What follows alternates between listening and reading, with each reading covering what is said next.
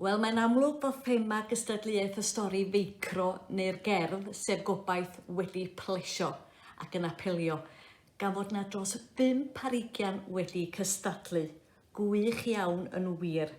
A mi ges i na fwynhad mawr yn darllen pob un. Roedd y pandemig, y cyfnod clo yn destun amlwg, a hefyd babi sy'n cael ei geni.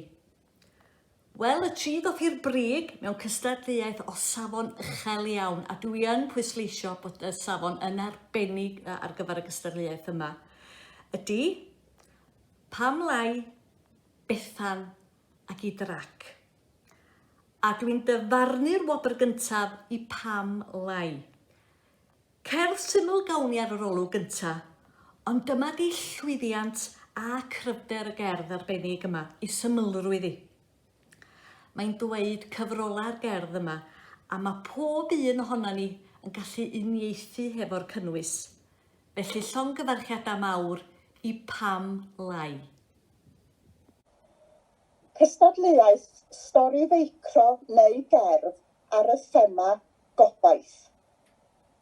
Yn gyntaf, y ffug enw Pam Lai, sef Ruth Morgan o Glwb Gwawr y Gwendraeth. Yn ail, y ffug enw Bethan, sef Nona Bris o Gangen Dinas Llanwnda. Ac yn drydydd, y ffug enw Idrac, sef Gillian Jones o Gangen Llanbedr Pont Steffan.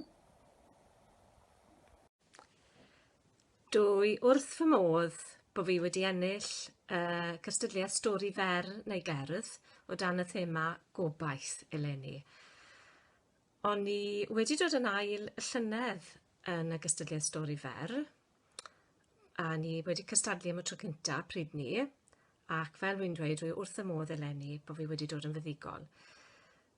Rwy yn ysgrifennu cerddi pob hyn a hyn, ac fel ddigwyddodd eleni oedd fel ni gyd o'n i'n cerdded ar hyd yr hyn lwybrau yn ystod y cyfnod clo, gwybod am y thema, sef gobaith, ac meddwl amdano fe, oedd rhywbeth bach, oedd rhyw frawddeg fach neu patrwn wedi dod mewn i'r meddwl a rhoi syniad i fi siwr i ddechrau'r gerdd. Mae am y pethau bach sydd wedi bod yn help i godi'r galon yn ystod y cyfnod clo. Felly diolch yn fawr iawn i Merched y Wawr am y cyfle i ysgrifennu ac i gystadlu. 4 blynedd yn ôl, nes i am daith i Patagonia mewn grŵp a 4 ar 10, a hynny dan arweiniad y parch Irian Wyn Lewis. Yn wahanol i'r ymfudwyr gwreiddiol, oeddan ni'n teithio o Droed yr Andes i lawr tuag at Porthmadryn. Ac yn ystod y daith honno o Esgel i lawr i'r Geiman dros y Pais, oedd yn daith o 8 awr ar fws, i ddifyru'r amser mi drenodd Irian ffug Eisteddfod.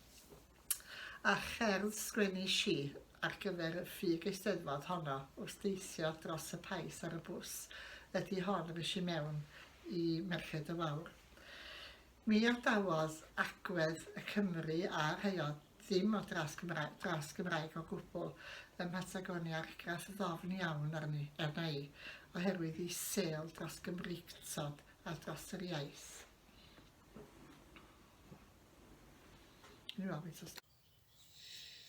Roedd gobaith yn destun heriol i sgwennu amdano yn ystod y cyfnod clo. Ceisio bod yn gadarnhaol oedd y bwriad, ond eto'n sylweddoli mai proses araf fydd hi i adfer a gwella yn gorfforol ac yn emosiynol ar ôl y profiadau diweddar yma. Ond fy ngobaith i yw y bydd na gyfryngau bach o oleuni a hapusrwydd yn ystod y misoedd nesaf.